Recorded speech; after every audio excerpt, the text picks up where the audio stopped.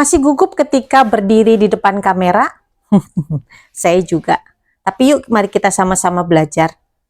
Saya adalah seorang trainer, jadi 20 tahun kerja profesional, biasa ngajar dari jam 8 sampai jam 4 sore, mulut sampai berbusa, 1 minggu kadang ngomong terus. Tapi ketika memulai di depan kamera, kadang juga grogi.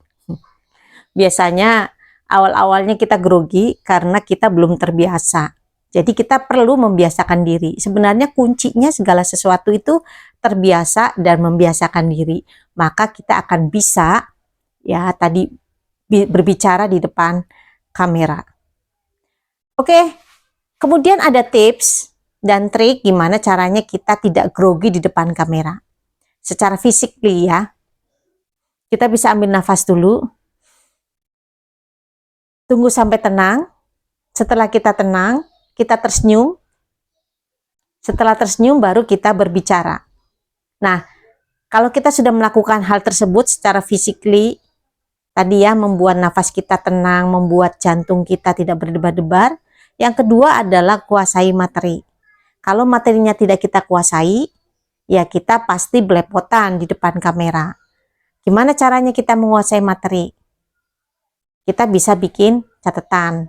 Saya biasanya kalau materinya sulit, saya sudah siapkan laptop di sebelah kanan atau sebelah kiri, di sebelah mana lah kira-kira yang tidak terlihat oleh kamera untuk membaca materi tersebut.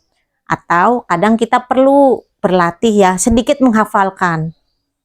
Nah, tips triknya lagi, kita harus memahami ketika kita membaca materi yang cukup banyak adalah mencari kata kunci.